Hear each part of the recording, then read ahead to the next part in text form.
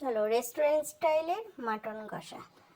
কড়াই গরম হয়ে গেছে, কড়াইয়ে এবার গোটা গরম মশলা আর তেজপাতা ফোড়ন দিয়ে দেওয়া হলো। গোটা গরম মশলার মধ্যে আছে লবঙ্গ, এলাচ, দারচিনি। এবার দিয়ে দেওয়া হলো পেঁয়াজ। এবার পেঁয়াজটা একটু লাল লাল হবে, জাস্ট একটু রং হবে, সেই মতো ভাজতে হবে যাতে পুড়ে না যায়। এবারে দিয়ে দেওয়া হবে রসুন বাটা। একটু রসুন বাটা দিয়ে এটাকে নাড়তে হবে যাতে আবার সেই তলা থেকে লেগে না যায়। এবার দিয়ে দেওয়া হলো কাঁচা লঙ্কা বাটা। এবার দিয়ে দেওয়া হচ্ছে আদা বাটা, দিয়ে একটু সামান্য জল দিয়ে নাড়তে হবে যাতে মশলাটা পুড়ে না যায়। এবার জিরে বাটা দিয়ে দেওয়া হলো, জিরের গুঁড়ো দিয়ে দেওয়া হলো। এবার কাশ্মীরি লঙ্কার গুঁড়ো দিয়ে দেওয়া হলো, রঙের জন্য কাশ্মীরি লঙ্কার গুঁড়ো।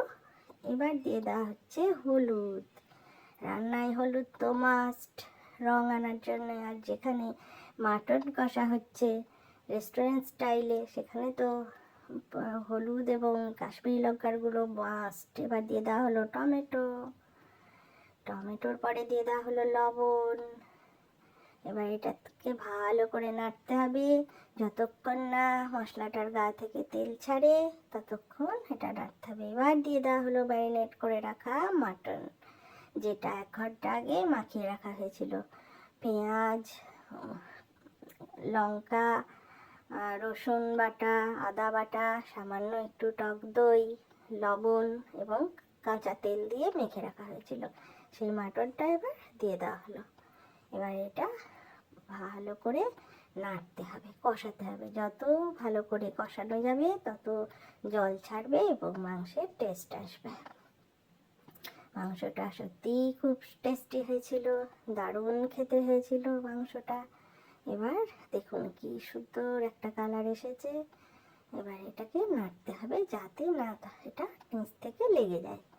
সুন্দরভাবে নাড়া চলছে মাংস, ভীষণ টেস্টি গন্ধ, চারিদিকে গন্ধে, মাটনের গন্ধে ম করছে।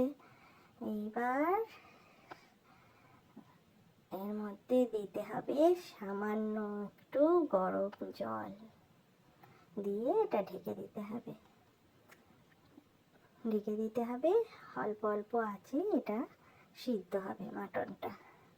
একটা দারুণ টেস্টি হয়েছিল মাটনটা, ভীষণ টেস্টি হয়েছিল। চলো যাই, বাই বাই। মাটন কষা রেডি।